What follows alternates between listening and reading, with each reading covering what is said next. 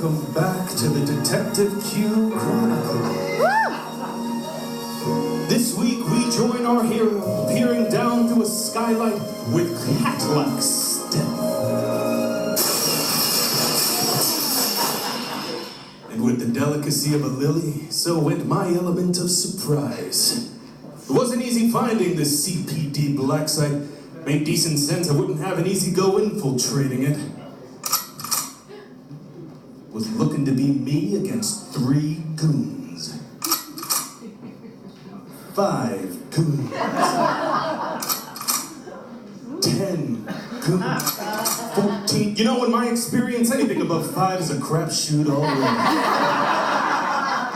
Besides, these guys weren't even wearing badges. Only the collective understanding that their newest visitor wasn't going to make it out alive. Well, if it isn't old Officer Boozehound. My reputation preceded me. My only chance was to offer a good time to the executioners. I pulled my weapon from its holster and dropped it.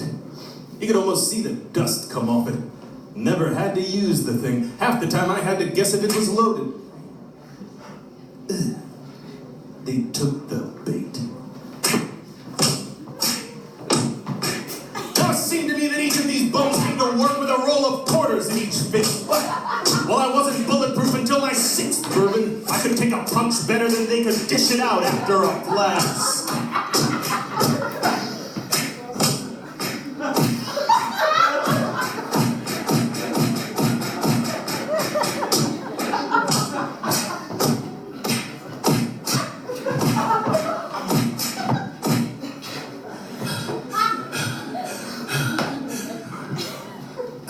My guess is some people are just more comfortable collecting concussions. On the other side of certain doom, I was kicking a door in.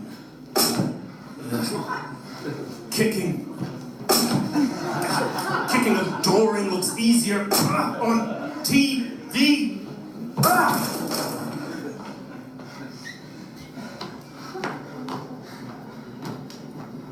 Q? What are you doing here? And there stood Felix, all 4 feet 12 inches of innocence, still proud in his blues like a good beat cop I once shared a squad car with. The place is guarded. You're gonna get yourself killed. I keep trying. Can't seem to get that job done. We gotta get out of here, Q. What? And miss out on the tale of what put you here? Oh, maybe after we get past the SWAT team alive? Jesus, you're awful popular, Felix. Move! Bounding up the stairs with strength and alacrity. I thought about how in another life Felix and I were like brothers. Seeing him again was a reminder of what life could have been if I had gotten the girl and the house and didn't catch every bottle of booze for almost 10 years. But hell, by the roof I realized we all have our talents and mine didn't lean toward being human. We're out of stairs, Q. What do we do? What? That's 4 stories, Q. Are you kidding? I look like Seinfeld to you? He just couldn't get his giddy up. Then he heard the grenade clink behind us.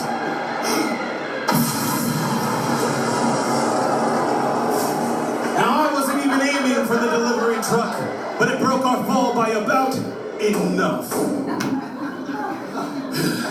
Felix, get in the truck. Well, why? I mean, when there's a convertible? You know, some people, they just have all the luck.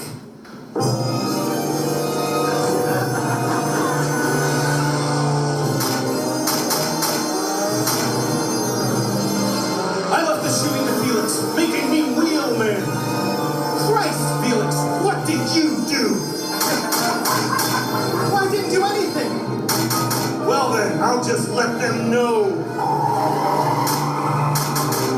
This happened to me, Q. A month ago, I followed the case of a cop killer that opened up a conspiracy that goes all the way to the top. It's McGurkle, Q. It's Mayor McGurkle. Now slow down, Q. You're headed straight for the lake. You're running out of road. I look like a chicken to you? No, you're headed straight for the lake. You have to stop. Say what you will about old Officer Boozehound, but he never stops.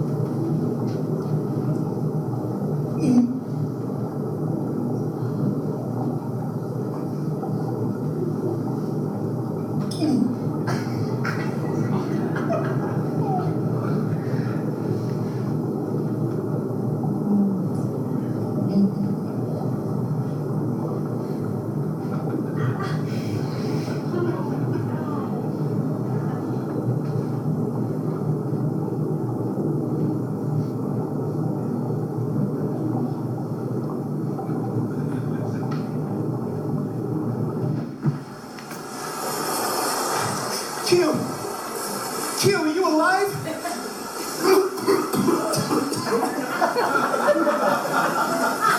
Jesus, Q. How'd you know they wouldn't chase us into the water? The lake is cold as hell. They'd have to be crazy to drive into the lake. Q, thank you, really, but I'm gonna have to go after the mayor on my own. And there he was, shining like a hero does. Some dumb hero. No, Felix. You don't. Thanks, Q. You need a hand.